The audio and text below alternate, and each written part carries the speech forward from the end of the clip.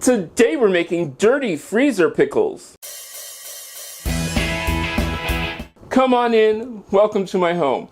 I'm not gonna lie to you, it's hot. I mean, it's really hot. I had not planned on making this video today, but two things. One, it's hot. The other one, it's raining. So it's like a steam bath out there.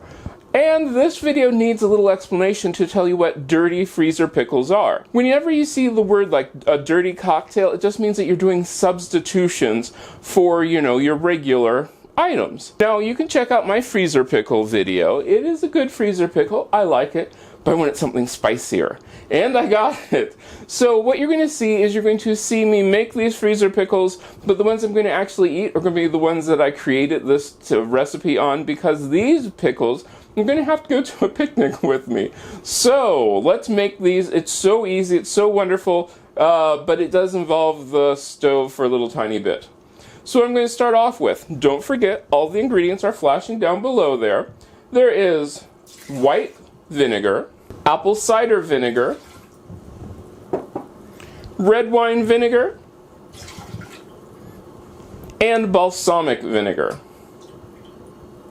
And yeah, you can tell that's going to be spicy already.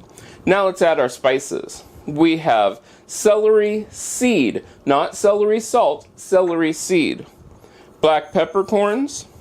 Now this one.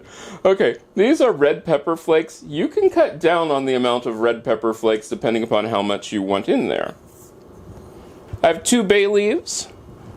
And then raw sugar. Now, if you do not use raw sugar and you're using white sugar, you don't even have to heat this up. Raw sugar, you are going to have to heat this up. I'm going to add 3/4 of a tablespoon of sea salt and honey. I'm going to add about half a cup of honey or 1/4 of a cup, somewhere in there.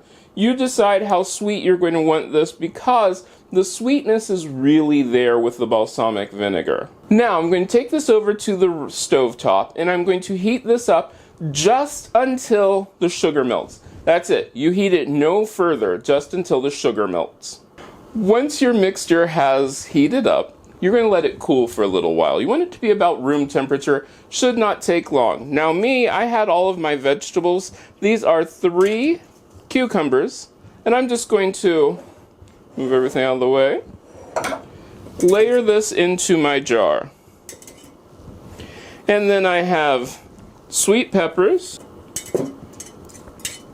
and then red pepper.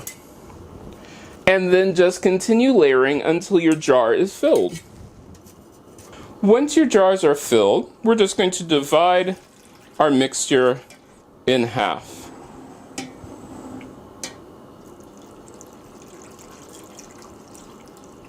Then I'm going to use white vinegar to fill it up the rest of the way. Once your jars are filled, you're going to seal them up and give them a good shake.